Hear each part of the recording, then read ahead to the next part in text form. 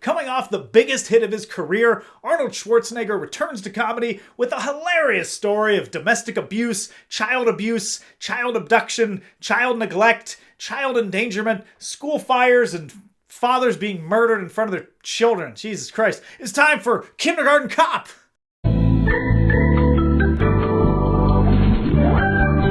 Hello friends, and welcome back to Every Arnold Movie Ever, episode 18. And we are riding high off Arnold's back-to-back blockbuster successes of Twins and Total Recall. Arnold once again has dealer's choice of whatever project he wants, but this next one will be decided by a personal moment in his life. In 1989, he and Maria became pregnant with their first child, Catherine. And as he read through scripts on the set of Total Recall, he came across Kindergarten Cop. I couldn't put it down. The idea of a tough detective who has to go undercover teaching a bunch of preschoolers made me laugh.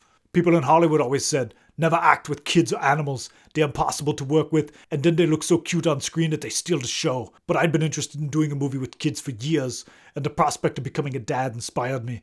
I thought, great, let the kids steal the show, as long as the movie succeeds. And so, Arnold went back to Ivan Reitman to see if he'd be interested in teaming up once again. Reitman had Ghostbusters 2 coming out in 1989, so he agreed to make Kindergarten Cop for a Christmas release in 1990. Jeez. Coming off the excruciating, decades-long process of getting Total Recall made, this is very refreshing.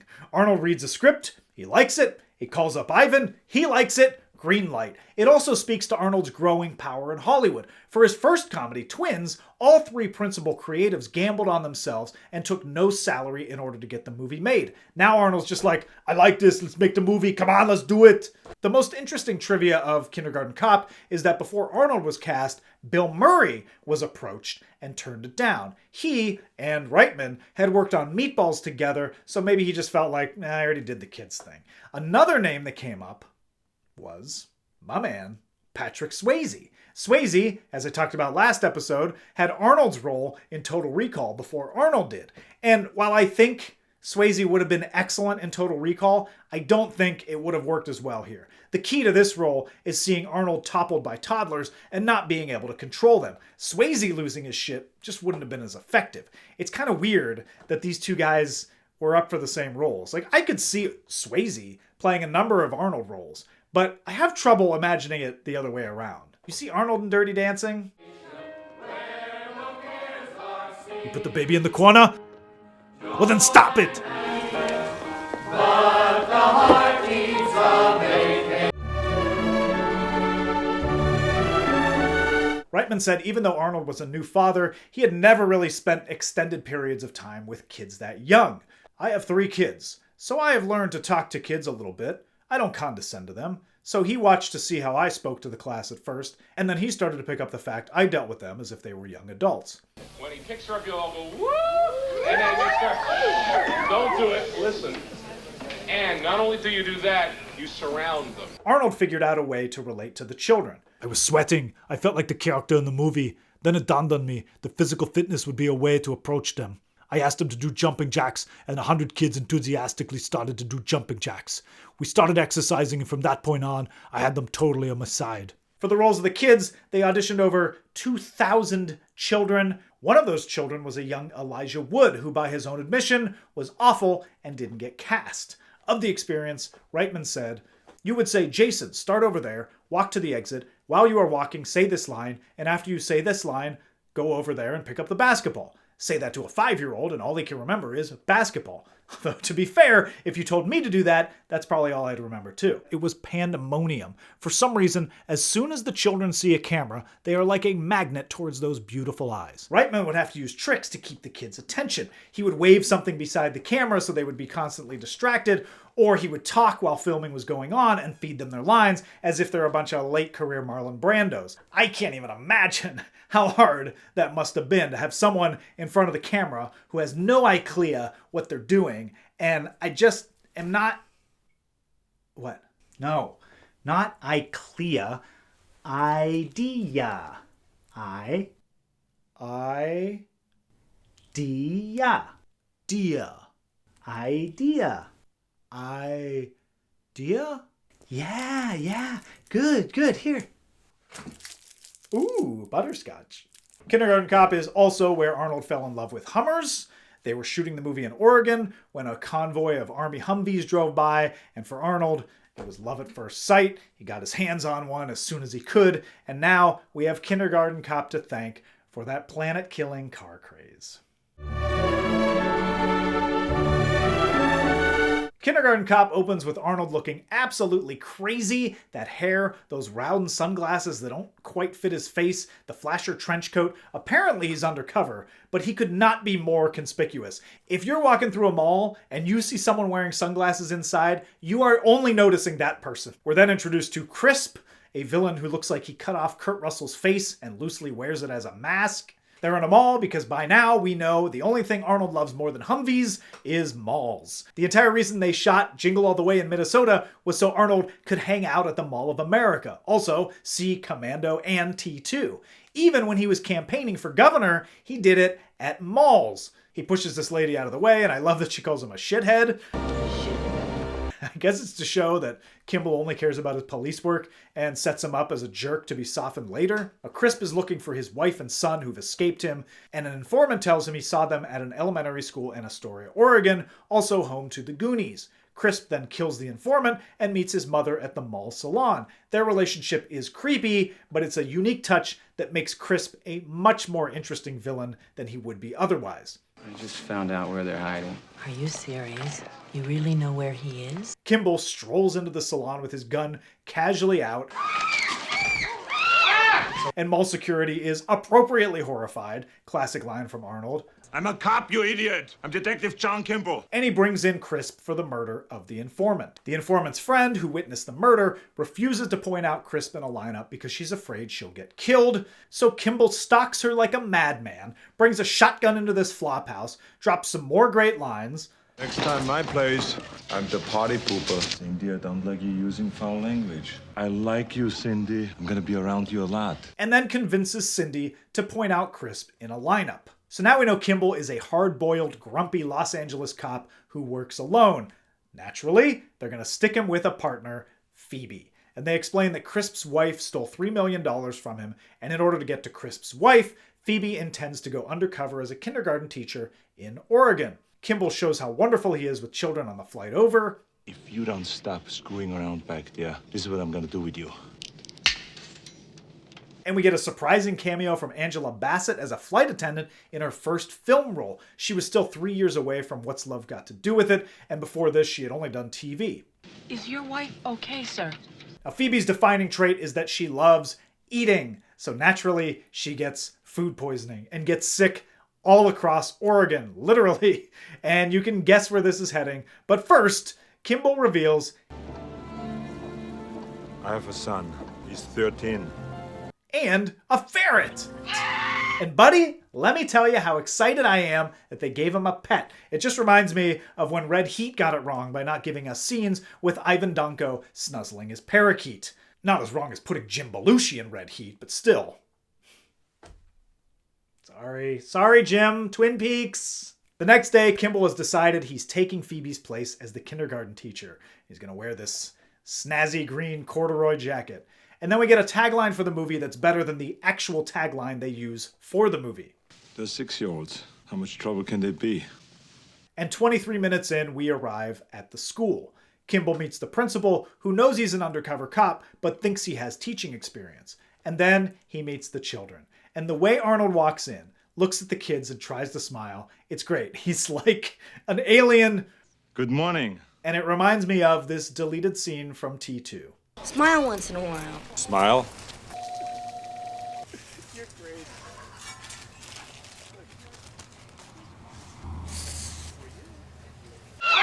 This concept totally sells itself. First, I would like to just get to know you. Ha ha ha ha ha. Quiet. But it needs the kids to be entertaining too, and luckily they have a stream of unexpected lines like, Boys have a penis, girls have a vagina. Kimball needs help with one of the students, so he seeks out a fellow teacher, Joyce, and during those brief 30 seconds he leaves the kids to their own devices, all hell breaks loose. Everything is under control.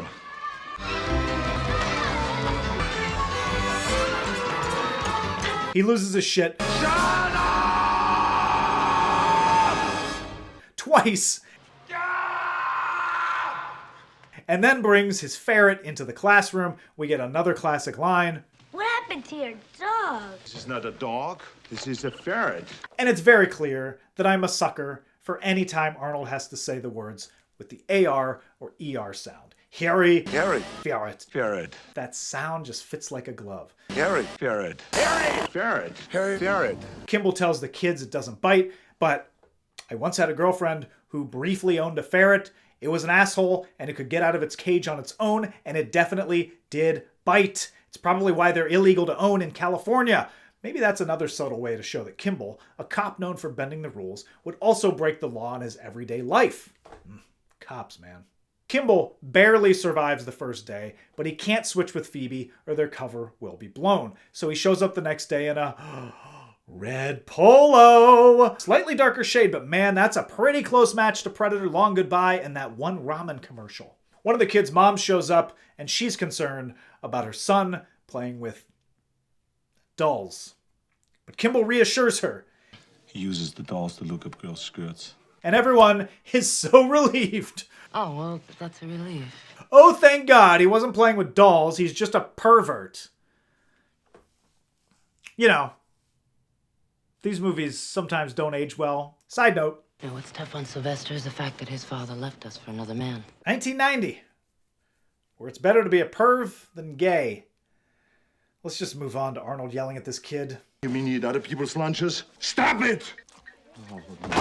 And it's at this point you realize all of Kimball's kindergarten lessons are about finding out everything about the kids' fathers. Like this game. We're going to play a wonderful game called Who is My Daddy and What Does He Do? And in the span of 2 minutes, we get a rapid fire of classic lines. I have a headache. It might be a tumor. It's not a tumor. Who is your daddy and what does he do? My dad doesn't do anything since the crash. My mom hopes he's gonna die real soon. His head is so big that he can't wear any hats. Our mom says that our dad is a real sex machine. My dad is a gynecologist. This exercise leads Kimball to this poo-poo face, Zach. Yeah, he's a poo-poo face. Who could have issues at home and might be the kid they're looking for. Kimball runs into Joyce at a restaurant with Phoebe, who poses as Ursula, Kimball's sister. They have a nice dinner where Kimball fake explains why he became a kindergarten teacher. I was born in Austria and my father was the teacher. So is Ursula. Tradition in Austria where we followed the footsteps of our parents. I got a job teaching geography and I coached basketball. And none of it made me really happy. I got tired of teaching teenagers. I realized that the real action is in kindergarten. Phoebe gives him a nice pep talk. You walk into it showing fear, you're dead. No fear. And Kimball changes his attitude. And now, the source of comedy shifts to Kimball whipping these kids into shape. Stop whining. You kids are soft. You lack discipline. You're mine now. You belong to me. You're not gonna have your mommies run behind you anymore and wipe your little douches. No more Mr. Kimball have to go to the bathroom. Nothing. It's a fun montage, and he shows a nice touch of vulnerability. His mommy and I, we just met. And you pretty much forget about the Crisp plot altogether. And the filmmakers know that too, so they insert Crisp into a dream Kimball is having to remind us of the plot driver. Kimball finds Phoebe in bed with Henry, played by comedian Bob Nelson, who had a comedy special I used to watch over and over as a kid, even though there are definitely some parts that should stay back in 1990. He gets a cute bit part as Phoebe's chef fiancé here, which makes total sense knowing Phoebe's main character trait of loving food.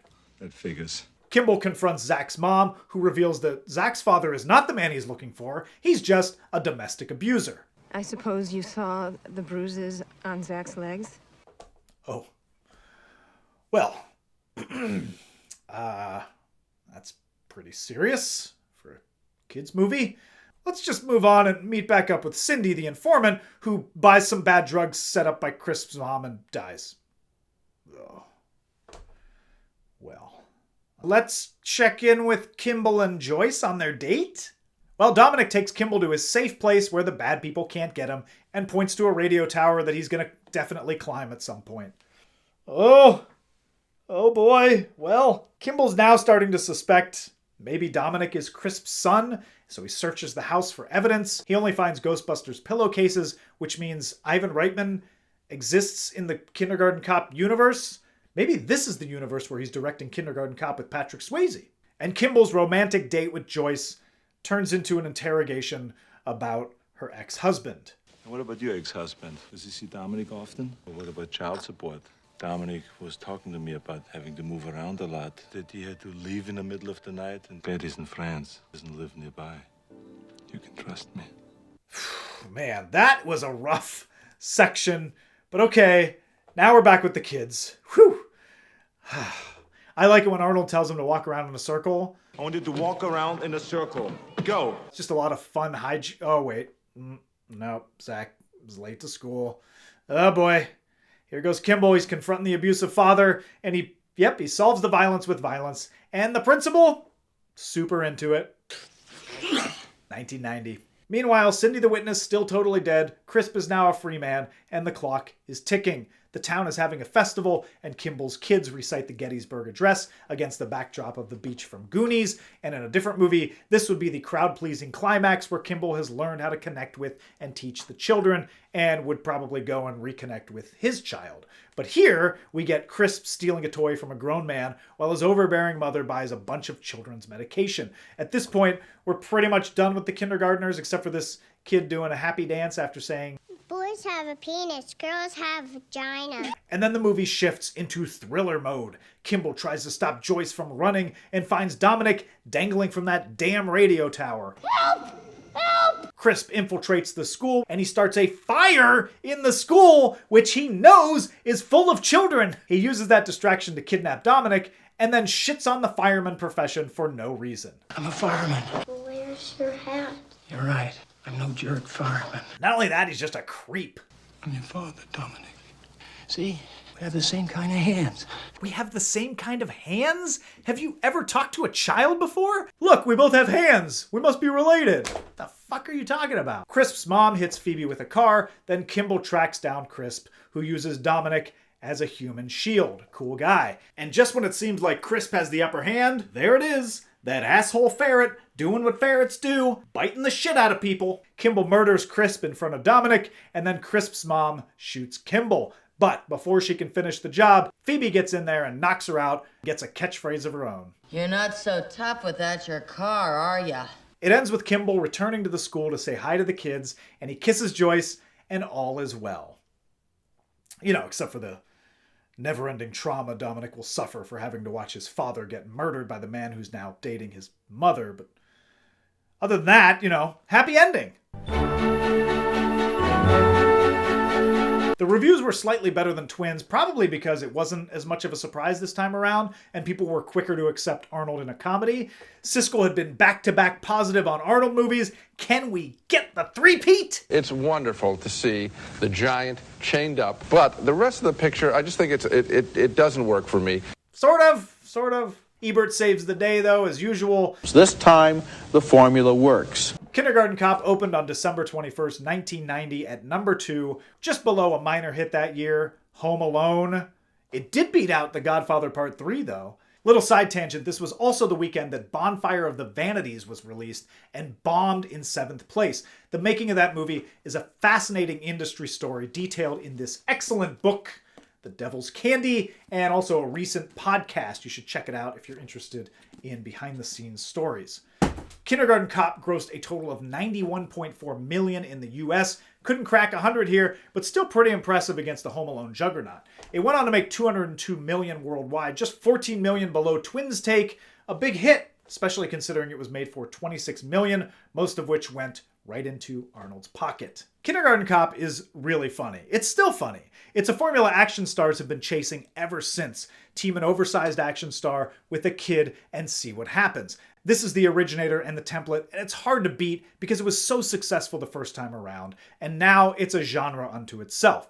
It's a one-joke premise stretched across numerous careers, and it doesn't really allow for interesting variations beyond, look at how honest and funny kids are. But here, it all works, and it's thanks to Arnold. This is his most grounded, real-world performance he's given. Even in Twins, he was playing a genetically superior specimen who lived on an island and knew nothing of actual life. His exasperation at the kids drives the performance, and he's also a meme machine in these scenes. I'm a cop, you idiot! This is a ferret. Stop it! It's not a tumor. The dialogue is funny on its own, but even funnier coming out of his mouth. And he has to show some range. The usual action character work, sure, but he's got the out-of-his-element school teacher, he has to carry a monologue about his broken marriage and son, and even have a believable romantic interest. The action-oriented bookends can be jarring, and the movie drags once we get away from the kids, and the crisp plotline kicks back in. But it's a necessary evil. If you're dropping Arnold into a comedy, you have to maintain some elements of a classic Arnold movie, otherwise you don't get the juxtaposition of this hard-ass undercover cop getting owned by kids. And that's obviously the appeal and hook of Kindergarten Cop. Come watch Arnold yell at children. And that 45-minute stretch is hilarious. In the early 2000s, soundboards were a big deal, and someone used an Arnold soundboard to do prank calls. Prank calls? Do you remember prank calls? But all the best sound bites came from Kindergarten Cop. Who is this? I'm a cop, you idiot! If you look at his career on a whole, you could see this as a turning point that softened his image even more than Twins moving forward. Does it make it harder for people to take him seriously as an action star?